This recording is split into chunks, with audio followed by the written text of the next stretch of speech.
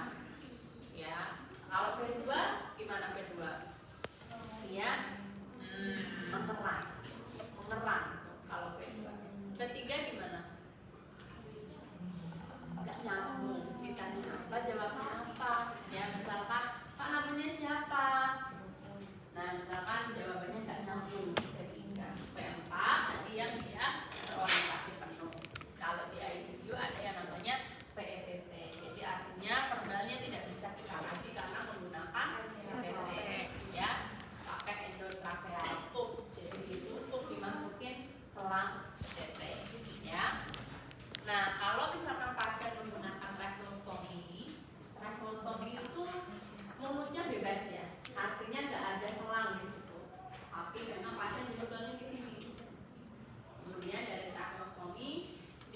sambungin ke ETT. Udah pernah lihat ya? Mungkin di bungkus rokok itu ada ya. Ada baca dia dengan tracheostomy, ya. Nah kalau dengan tracheostomy itu juga sama ya, pasiennya juga sulit untuk diidentifikasi karena suaranya tadi. Jadi ini VT tulisannya. Oh, V tracheostomy maksudnya. Misalkan E1, M2, VT, artinya V tracheostomy. Kalau ini berarti pasien terpasang ETT, ya. Nah di sini biasanya kalau di ICU itu ditulis GCS yang bagian atas ini ERV, bawahnya itu ada GCS kualitatif. Misalkan udah pernah lihat ya GCS kualitatif di kelas ini? Sudah belum? Ya berarti di searching. Nah, GCS kualitatif, pengkajian GCS kualitatif kemarin, sudah kan? Kelas ini sudah, berarti dituliskan di kaji pasiennya. Pasien saya ini pada saat misalkan tidak diberikan respon, artinya spontan seperti apa? Oh, diam aja. Nah, saat diberikan respon dengan suara Pak, ya, enggak juga buka mata, enggak juga bergerak, enggak juga menjawab. Nah, berarti kalau sudah spontan dilihat, ya ada respon, dipanggil pakai stimulus suara nggak ada, yang terakhir kita berikan stimulus nyeri. Pada saat kita kasih stimulus nyeri gimana? Ya, pasiennya misalkan buka mata, habis itu lagi, ya. Nah itu berarti tingkat kesadarannya apa?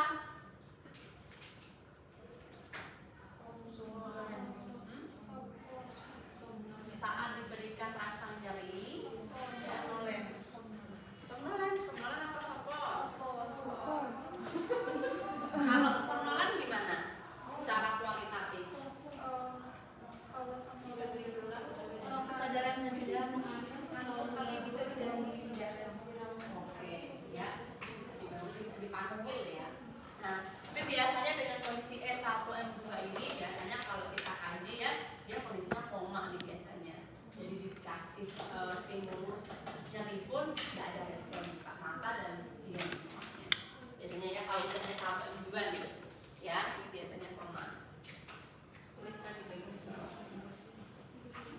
Ya, di bagian jam 7 ini ya teman-teman. Jadi dua, kuantitatif dan kualitatif. Nanti di jam 8 juga dikaji lagi, ya, dipanggil lagi dengan kesadarannya terus selama 24 jam. Oke, di sini ada pertanyaan, silahkan. Nah, kemudian lanjut ya, kita ke reaksi plus ukuran pupil.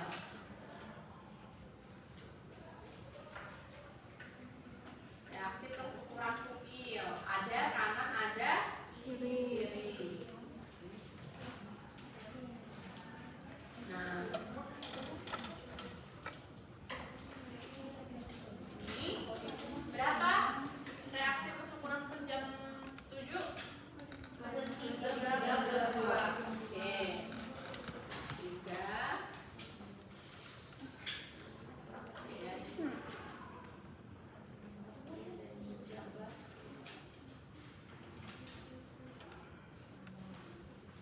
Ya, ini. Jadi kita kaji refleks pupilnya dan mulai tadi refleks terhadap cahaya berkonstriksi enggak pupilnya saat kita berikan rasa cahaya di mata kanan dan juga mata kiri. Setelah itu kita juga harus identifikasi diameternya berapa sih?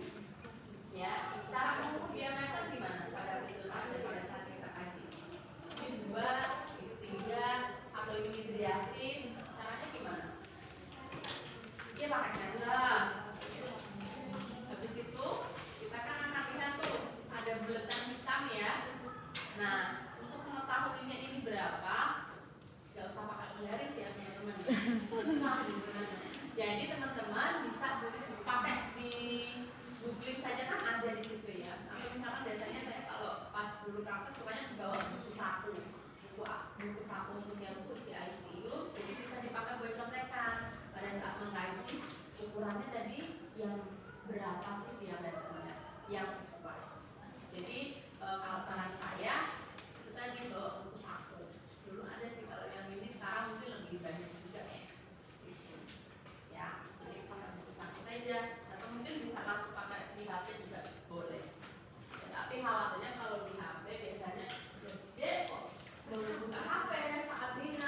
kan biasanya ada yang nggak boleh ya. Jadi prefer sih kalau misalnya mulai pakai buku saku aja yang bisa ditaruh satu, bisa dibuka setiap saat. Ya. Kemudian yang selanjutnya adalah EKG monitoring. Nah, EKG monitoring ini lebih kepada irama EKG-nya. Ya, kita bisa lihat di mana semuanya sudah tampak di bedside monitor. Monitor yang ada di samping pasien. Itu 24 jam nyala. Hidup, nggak mungkin mati gitu ya. Jadi di situ akan melihat secara kontinu terus-menerus ada. Kita dokumentasikan di jam 7 kita lihat bedside monitornya, ya, irama EKG-nya apa? Apakah sinus vital? Apakah misalkan sinus takikardi, sinus bradikardi, banyak irama EKG. Ya, sudah belajar teman-teman? Sudah ya. Ada apa aja yang pertama? Sinus vital pasti tahu ya. Terus apa lagi? Sinus takikardi. Jadi kalau bicara takikardi, sekarang kalau udah masuk di peperawatan kita tidak boleh bilang takikardi aja, harus ada banyak sinus takikardi, supraventrikular takikardi, ya. Jadi ada banyak. Atau ventricular takikardi, ya. Atau AM dan yang lain. Jadi harus dikatakan yang apa namanya penuh. Oh, sinus ritem, sinus takikardi, atau supraventrikular takikardi, ya. Jadi ada banyak. Silakan bisa dibaca lagi. Ini untuk irama ya. Jadi bukan EKG 12 lead. Kalau EKG 12 lead nanti kita bisa dokumentasikan di lembar yang berikutnya. Karena ini untuk irama saja. Ya. Kalau EKG 12 lead sudah pernah interpretasi? 12 lead. Misalkan ini heart rate-nya berapa dari EKG, kemudian habis itu nanti sumbunya berapa, sumbunya, ya. Ini dia misalkan mengalami deviasi atau tidak, belum ya. Sudah ya. Oh ya, dibaca lagi saja ya. Nanti digunakan. Semuanya dibaca. Nah, ya, 5 menit lagi teman-teman. Sekarang kita akan menghitung balas cairan. Ya, intake dan output. Di intake kita bisa lihat di situ obat enteral, parenteral, atau dari cairan atau transfusi dan nutrisi. Ya, obat enteral pastinya dikasih apa? Kalau dikasih susu ya, NGT ya. Nutrisi jam berapa? Jam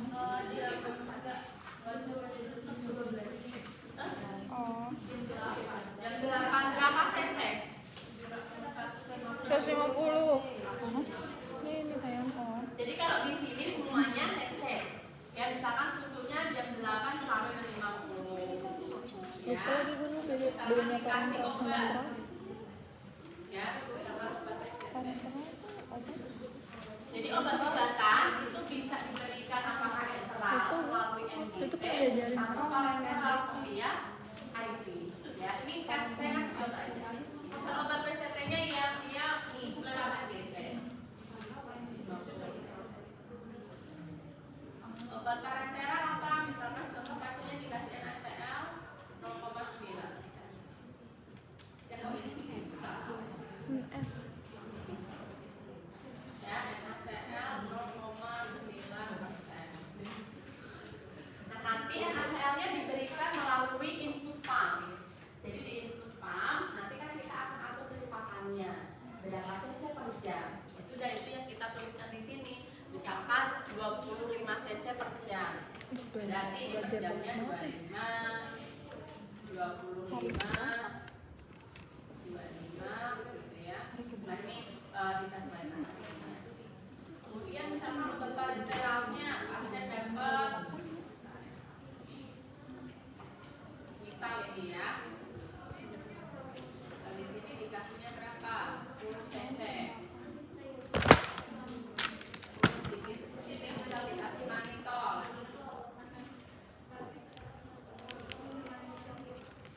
Manitol misalnya ya.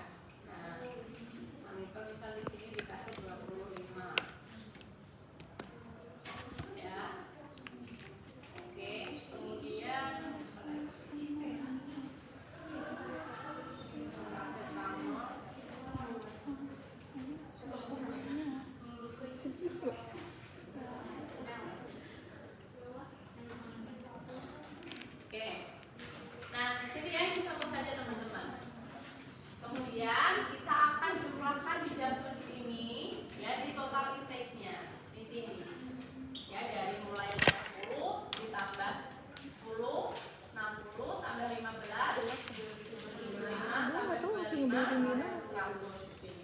sana. Total intake di jam 7 berapa? 100. Nah, ini kita taruh di bagian atas ya, di sini. Di bagian bawah kita isi juga. Ya, di bagian bawah ini artinya adalah total intake di jam itu. Jadi kalau yang ini hanya di jam 7, kalau yang bawah ini adalah total intake di jam 7 dan sebelumnya. Kalau ini baru pertama berarti tetap dia 100. Gitu. Oke, kita lanjut. Yang jam 8 ada berapa, teman-teman? 150, 175, 200 ya. Kita tuliskan di sini 200. Nah, kemudian di bagian bawah kita tuliskan berapa? 300.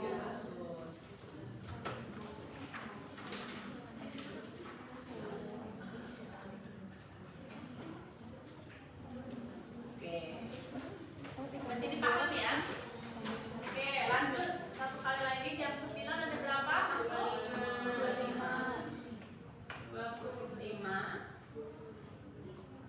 Oke. Berarti total selama 3 jam terakhir berapa?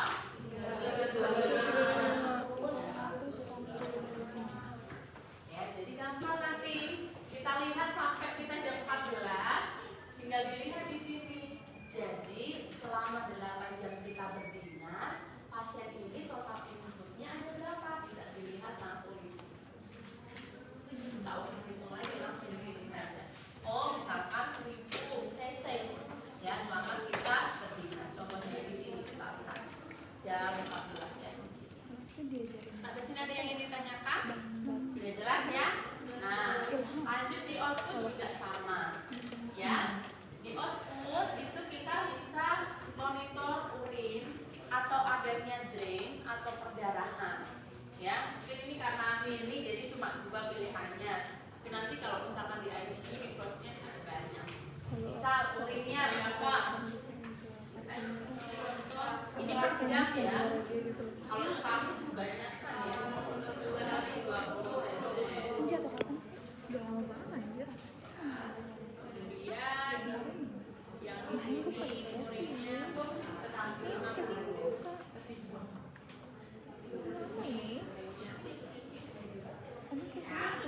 Sama untuk urin juga sama ya teman-teman. Berarti yang di sini berapa? 20. Terus yang di jam 8 totalnya semua 100. Nah, misal di sini ada perdarahan di jam 8. Ada misalkan postcraniotomi, kita ada perdarahan sedikit 50 cc. Nah, berarti total outputnya berapa di sini? 20 ini 20 ya. Pernya berapa? 20. Oke. Di jam 8 jam 8 total outputnya berapa? 100 ya, karena dari urin 50, dari perdarahan 50. jadi 100. Kemudian total output keseluruhan berapa di jam 8? 120.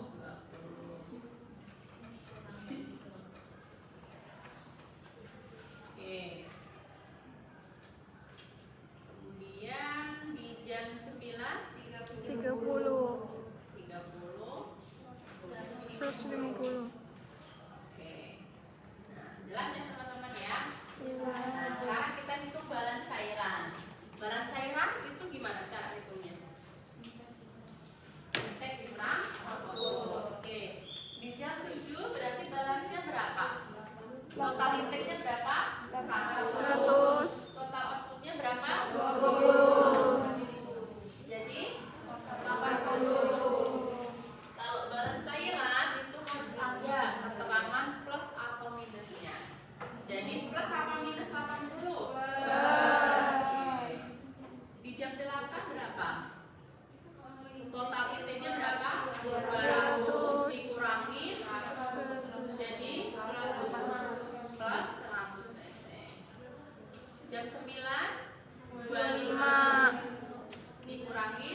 30 Berapa? minus 5. Nah, jadi seperti itu ya, contoh untuk dokumentasi dari kondisi. Gampang ya teman-teman ya? Hah? Ya, kalau di beberapa rumah sakit biasanya teman-teman nggak boleh isi profil biasanya, karena memang pengisian profil atau dokumentasi ataupun apapun itu nggak boleh bikin X ya. Memang nggak boleh, salah pun itu harus dicoret dan ditandatangan gitu ya. Nah, takutnya nanti salah kalau mahasiswa. Oke, jadi teman-teman kalau di rumah sakit nggak boleh isi flowsheet, silahkan isi mini flowsheetnya. Atau mungkin kalau misalkan teman-teman sudah dinilai kakaknya pokoknya bisa ya, silahkan saja bisa diisi flowsheetnya. Ya. Oke, sampai sini ada yang ingin ditanyakan teman-teman? Oke, di sini juga ada catatan rekomendasi, jadi sama. Dan tadi koordinasi juga ada di situ ya. Jadi mau dari gizi, farmasi, atau dari fisioterapis, semuanya ditulis di situ. Dokter juga sama. Oke, jadi tadi rekomendasi. Oke, contohnya di sini gimana? Ini misal contoh nomor 1 udah 7. Profesi perawat. Catatan rekomendasi apa yang didapatkan? Misalkan kondisi pasien pada saat pembagian ya, di situ terdapat penumpukan sempret ya, sempretnya misalkan kental, berwarna putih ya, pasien gelisah. Nah, nanti di situ dilakukan apa? Misalkan dilakukan suction ya, suction ya, atau misalkan nanti diberikan inhalasi di tanda tangan. Nanti dibawa ke jam 10, ahli gizinya datang melakukan pengkajian, ditulis juga di situ. Farmasinya datang, dilakukan misalkan latihan gerak, dropnya, ditulis di situ. Jadi terintegrasi, semuanya tertulis di sana. Ya, jadi selama 24 jam dia paling aja nih